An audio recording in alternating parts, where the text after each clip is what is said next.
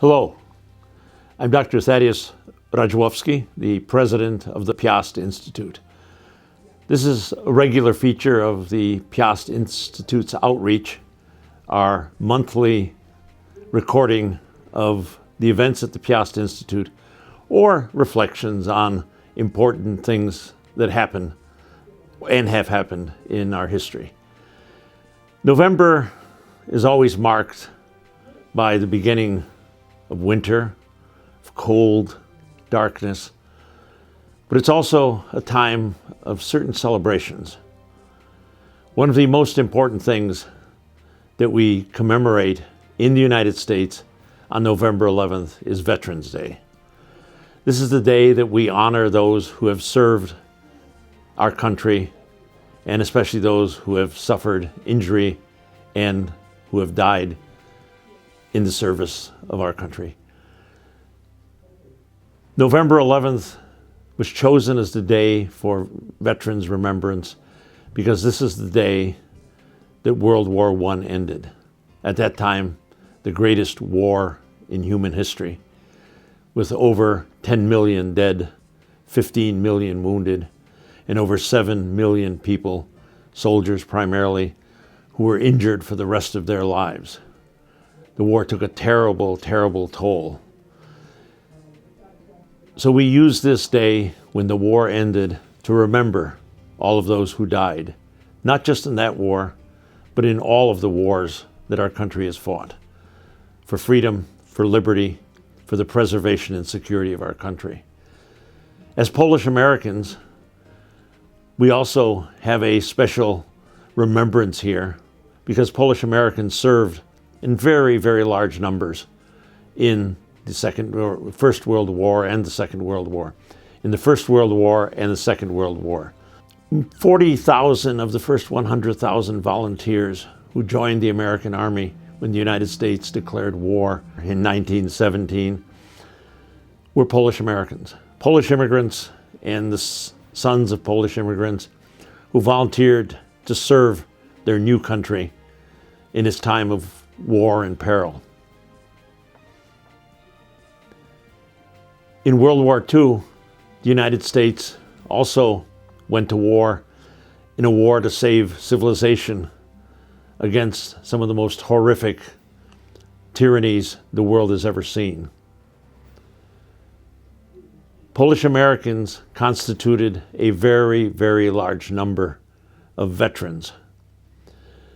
The census data after the war shows us that Polish Americans served in greater numbers per capita than any other ethnic group in America or any other racial group in America. They served because they were patriotic. They served because there were a lot of very young people in the Polish American community. And they served because, being working class, they didn't get a chance to get deferments. And so they went and served their country, and many of them gave their lives for America. So when we think of this day, Veterans Day, we honor all veterans, but we especially remember those in our own community who volunteered when our country was in peril. November 11th also marks the birth of a modern Poland. After 123 years of the partitions, Poland was reborn. The end of the First World War marks the end of the not only the war, but the collapse of the Central Powers, those that held Poland in slavery and thrall for 123 years. Russia had already collapsed, and so all of the territories that Russia had taken from Poland were now under the control of the German Empire. When the German Empire collapsed, the Poles declared themselves independent. The independence of Poland was one of President Wilson's 14 points, and it was to be finally agreed upon at the Versailles Treaty. But the Poles didn't wait for any treaty. On November 11th, they seized control of their own country. They disarmed the German troops and proclaimed a new Poland. So November 11th marks the beginning of Poland after 123 years. She had disappeared in the 18th century as a great commonwealth of many peoples that had just embarked on a democratic experiment only to be destroyed by her tyrannical neighbors. And now suddenly again in the 20th century emerged as a new national state.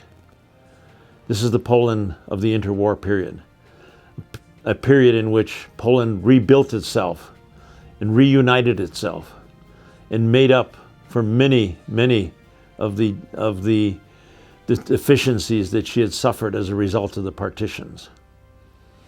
That was the Poland that was attacked and destroyed by Nazi Germany.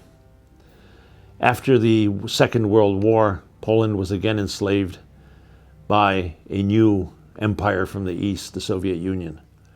And Polish Independence Day was very inconvenient for the new Soviet conquerors, and so it was not celebrated. So it wasn't until after the fall of communism that Poland again reclaimed the date of its birth and began celebrating again. For Polish Americans, this was an unknown day. It had not been celebrated in Poland, it had not been celebrated in Polish American communities.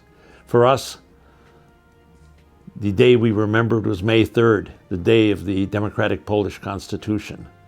In Polonia, in the diaspora, this is what we celebrated. But now, we should add to our celebrations the revived date of Polish independence, when a new modern Poland was born. And so we should add it to May 3rd as our day of celebration. So when we remember our veterans, we remember the sacrifices for our own country, we can also remember the new Poland and all of the sacrifices that were made to bring a reborn Poland to the world. So November 11th is a momentous day for Polish Americans. A momentous day to remember those in our own community who gave their lives for freedom, and to remember the struggle for freedom in Poland that culminated in the end of the partitions and now again remembered after the fall of communism. So it's a day of great celebration. Let's mark it.